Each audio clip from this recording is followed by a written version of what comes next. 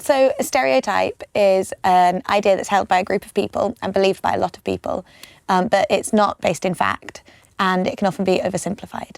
Am I? I don't know.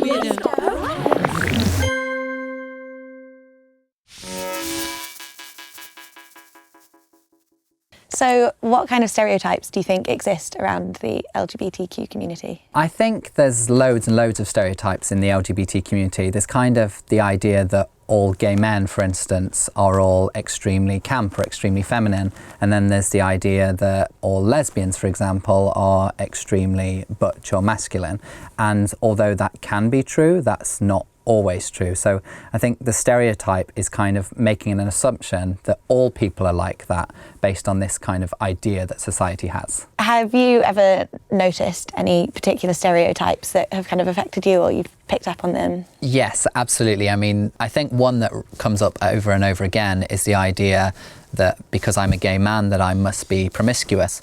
But, you know, that's absolutely not true. I want a relationship just as much as anyone else, but there can be that assumption flying around that all gay men are promiscuous, and, you know, it's just not true. So with stereotypes like that, how do you think that it can impact LGBTQ people? I think coming to terms with your sexuality or your gender identity is really, really difficult. So the fact that there are these stereotypes out there that kind of tell people how they should act and behave can be extremely confusing and extremely damaging, particularly towards young people. And how do you think we can challenge that? Are there ways that we can make it better for people? I think definitely. I think the best way that we can challenge that is to show lots and lots of different LGBTQ people out there, and show that there are all types of different people and that they don't necessarily conform to these stereotypes. If they do want to conform to those stereotypes, that's absolutely fine too. So how might these stereotypes impact people's day-to-day lives?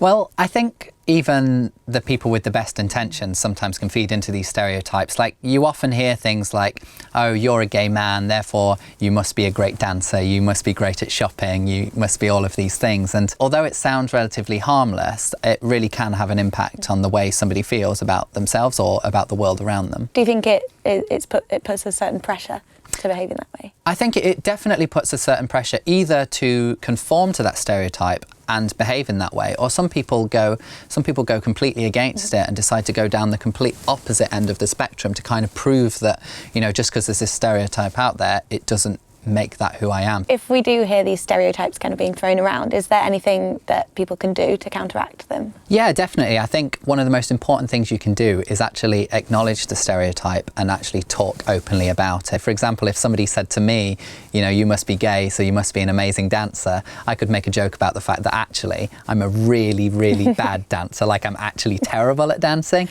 and that kind of helps them to understand that, you know, that these stereotypes aren't necessarily real. And there's a lot of stereotypes around gender as well, isn't there? So especially within the trans community. Absolutely, and I think the trans community often have an extra hurdle to face in the fact that if you're a trans man, for instance, people expect you to behave in an extremely masculine way because you're a trans man, but that's not necessarily the case. You know, I have a friend who is a trans guy, and he loves to wear makeup and flowers in his hair, and people tell him that he's not allowed to do that, but of course he's allowed to do that. He can express himself in any way he chooses, and it doesn't matter whether he's transgender or cisgender.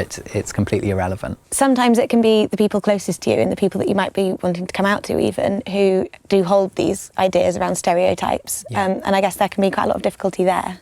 Yeah, it can be really difficult, but I think it's really important to remember that when you come out and you're learning to understand your gender identity or your sexuality, that it can also be difficult for the people around you to understand that as well. So you may hear stereotypes and you may hear things like that, but it's important to try and help educate the people around you and just try and show them that you are you and you are yourself, and that you're not conforming to these stereotypes, and that's okay. And sometimes that can take a little bit of time, but sometimes, you know, you've just got to stick with it and be patient, and people will understand, and no matter what, they should love you for who you are. Thanks so much for coming in today, Calum, and talking to us. Of course, the pleasure has been all mine. And if you want to find out more about this, chat to some people on message boards. There are some links below the video in the description, and we'll see you next time.